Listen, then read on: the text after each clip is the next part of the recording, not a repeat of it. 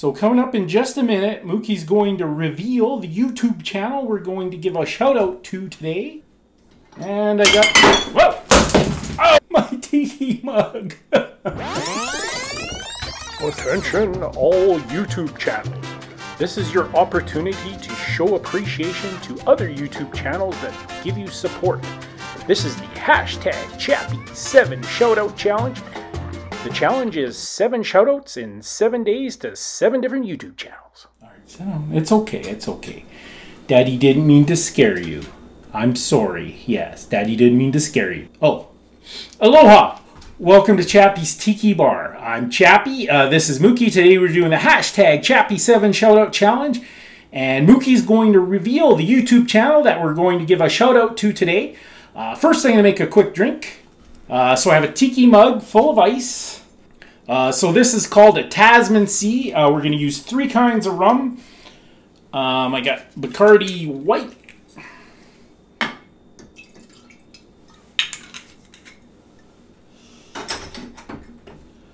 I got some Sailor Jerry's spiced rum. I'm definitely one day going to get a Sailor Jerry's tattoo of the hula girl on somewhere on my body.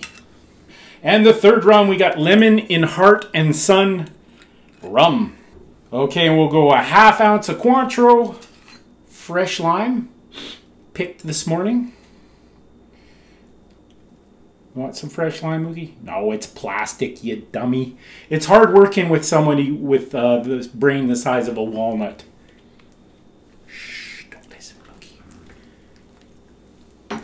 All right, and a ½ ounce of Demerara syrup. This is just simple syrup made from Demerara sugar.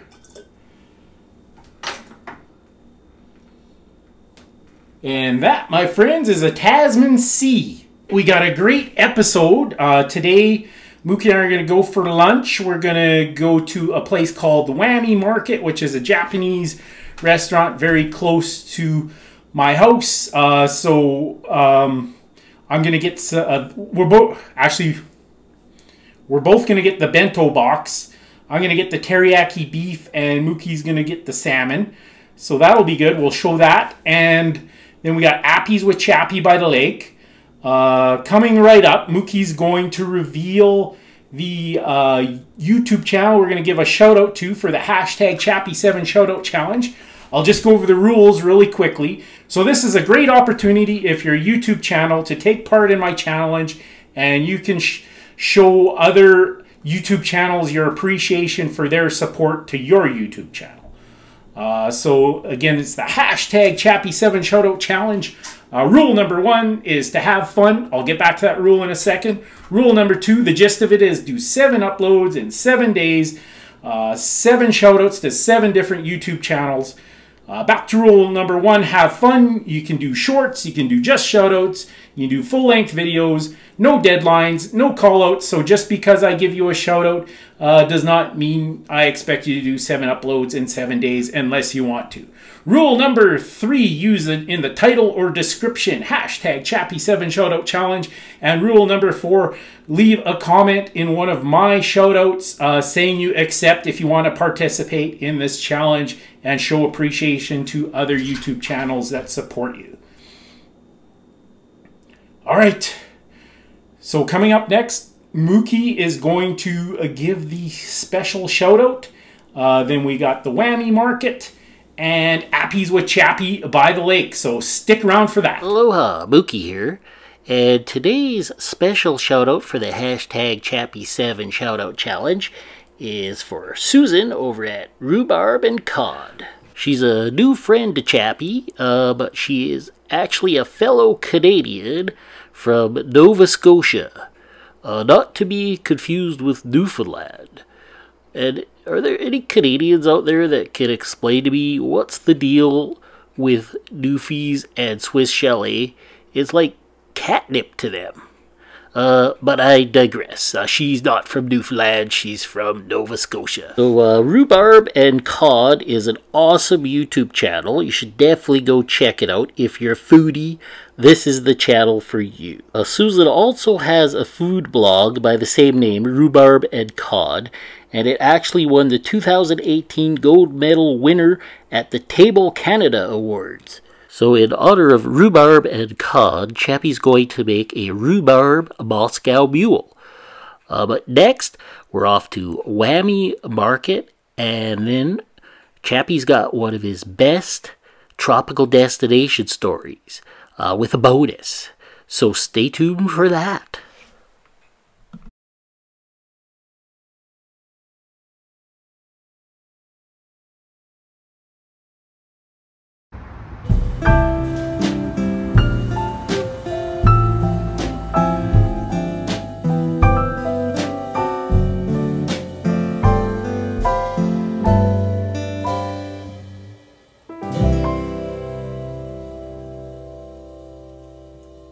We're going to do best tropical destination stories. Now, if you have any tropical destination stories that you'd like to send me, I'll read them on my show. Just send them to chappinessTikiBar@yahoo.com. So we'll get Mookie to go summon the tiki drums, and I'll begin best tropical destination story. All right. Go, Mooks. No, the tiki drums. No, hit the tiki drums. Mookie, come on. All right, she got distracted. So anyways, for best tropical destination story this week, so nobody sent anything in, so I'll do another one of my cruise ship stories. So if you don't know, I've worked on cruise ships for 8 years. I did 13 contracts. And if you've ever been a crew member on a cruise ship, you know you live in these tiny, tight quarters, and you always share a cabin with bunk beds. So in the 8 years, I probably lived with over 100 people and worked with thousands of people from all over the world, really.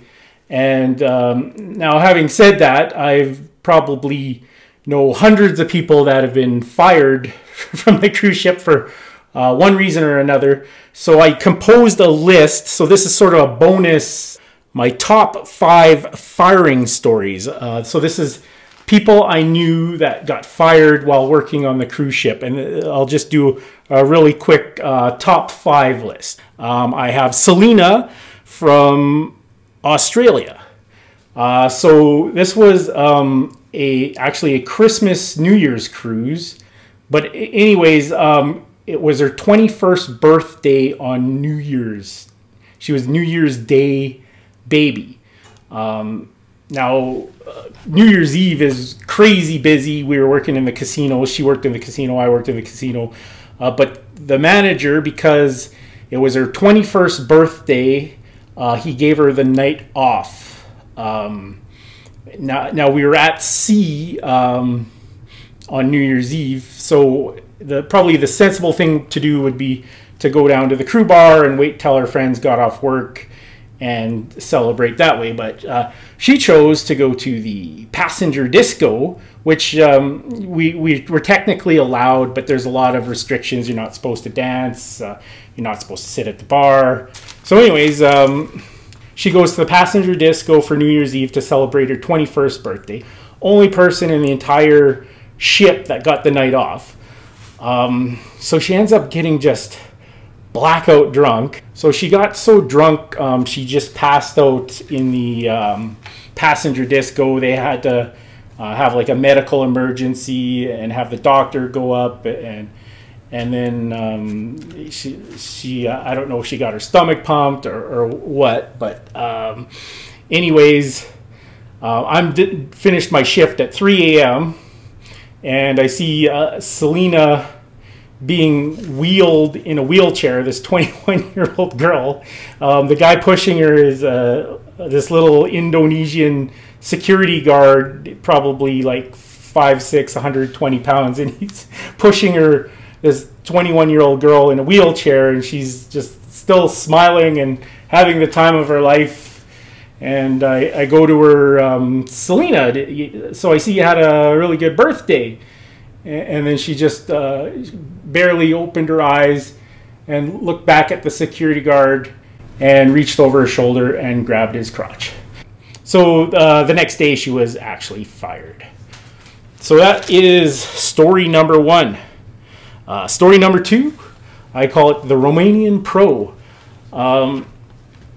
So if you work on the cruise ships, they basically, back then, I don't know how they do it now, but they paid you in cash. You got US dollars every week. And of course, most people on the ships work for tips. And then we had our own crew purser. So it was like a hotel desk for the staff on the ship.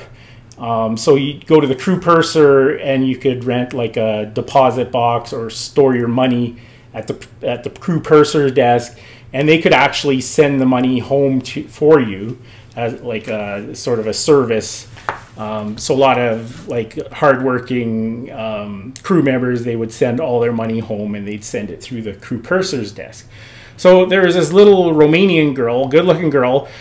She was a bar waitress, and apparently once a week she would make a deposit at the crew purser's desk and have them send money home.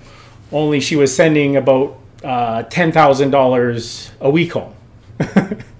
So obviously they kind of thought something was up, looked into it. Apparently she was hooking, but mostly with staff members. So she was had a little side business going on, and she was making about 10 gur a week until they figured it out. But she should have probably just got off in Miami and wired the money or something.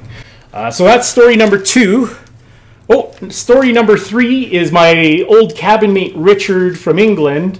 He was a slots technician, so he did the maintenance on the slot machines in the casino. Never really got along with his boss. Something happened. I don't know the story there, but he got fired. And basically they told him he was fired and he'd be getting off in Miami and they would fly him home. He somehow got into his manager's cabin, and the doors to the cabin are all watertight, so they're very heavy doors and they seal shut. So Richard kind of helped out the sealing process by crazy gluing the manager's door shut. So I guess that was his revenge, and it took probably 4 or 5 hours for them to figure out how to unhinge this watertight door that was crazy glued shut. So that was story number 3. Story number 4 is the Cayman Islands. I worked with a couple again in the casino. Really nice couple. I think she was British and he was Spanish. Great couple, only they get in these horrible fights and they would kick the shit out of each other. Mostly the woman hitting the man, and they come to work all beaten and bruised. I think they got several written warnings, and then one night they had a giant blowout and they both got fired. Now, here's the crappy part. I was working for Carnival Cruise Line at the time. Now, the cruise line is required by law. You just can't fire somebody from another country and dump them off in Miami. U.S. Customs would have something to say about that. You just can't leave somebody stranded in the United States. The U.S. Customs would not allow that. The U.S. Customs would tell the cruise line they're required to pay for their flight home. So what Carnival Cruise Lines did, the end of the cruise was in Miami. That's where everybody gets off. That's where, if you get fired, that's where you get off the ship to go home. Only we had a stop in the Cayman Islands. Now, the Cayman Islands is a British colony. So they actually dumped this poor girl from England off at the Cayman Islands and said, okay, this is Britain. If you want to find your way back to England, that's your problem. You have to pay for your flight. So that was kind of crummy on Carnival Cruise Line's part. I do have a lot of stories where they exploit people, and basically because they're in international waters, they can get away with a lot of crap. And actually, unbeknownst to me, I was a part of a class action lawsuit against them. I just got this letter in the mail, and they said, for years they were charging me for insurance, but due to international law, they had to provide insurance for all their crew members when they're at sea. You can't charge somebody to insure them because they have to be insured by law. So somebody did a class action lawsuit against them. I got a letter from Carnival Cruise Lines. They said, well, we'll give you $1,000 or you can pursue your own lawsuit. So I took the $1,000 payout. I didn't even know. To be honest, I didn't even notice they were taking money off of my wages. And finally, number 5. This is another friend of mine. He was a dancer on the cruise ship. So the thing you got to understand, there's different class systems when you work on a cruise ship. So I was in the casino, so I was kind of in the middle. Like Selena, I was allowed to go to the passenger disco. I was allowed to eat at the passenger buffet. But there's a lot of things I couldn't do. Now, the entertainers are one step above. They stay in the passenger cabin. They get all the passenger amenities. So they're a little higher on the class system. And to be honest, like if you're in the crew mess, like they're all performers, so they're all loud. They all want. They all think if they're at a table on the other side of the crew mess that the whole mess wants to hear their little story or listen to them entertain everyone, which is usually not the case when you're working 12 hours and you just want to grab a quick meal. So anyway, but this guy was a friend of mine. He was actually from Edmonton, and he was a dancer on the show on the ship. So anyways, he was done his contract. Everything was going great. We got really drunk the night before. So as a crew member, if you're disembarking the ship and your contract's over, you have to clear customs. So the night before, he got super wasted, slept through clearing customs. So customs came a knocking on his door. Now, a lot of people don't know this. If you refuse to leave an international vessel, it's actually a federal offense. It's like a form of terrorism if you and you don't want to mess around with customs. So anyways, customs is already annoyed with him because they were waiting for him. He didn't show up, so they knocked on his cabin door, and he told him to F off. So basically, as you could probably guess, customs didn't take too kindly to that. So they actually not only handcuffed him, they shackled his feet and carried him off and escorted him to the airport. And of course, he was fired from doing any further contracts with, I believe that was Norwegian Cruise Line. So that's my top 5 firing stories on the cruise ship. And again, if you have any tropical destination stories, please send them to me. Send them to chappy@yahoo.com. All right, so coming up next, we're going to have Appies with Chappy by the lake. I'm going to make some Korean short ribs with my special yakitori marinade. But first up, we're going to do a quick drink. So today I'm going to do a Rhubarb Moscow Mule. So I got a copper mug. Need a copper mug for a Moscow Mule. Already got some ice in there. We're going to go ginger beer, a shot of lime, and I have some rhubarb liqueur. This comes from Okanagan Spirits Craft Distillery right here in the Okanagan. That's Lake Okanagan behind me. And then I was going to use a rhubarb leaf for a garnish, but apparently it's poisonous, so don't do that. I just have a pineapple, fresh pineapple. And that is a Rhubarb Moscow Mule.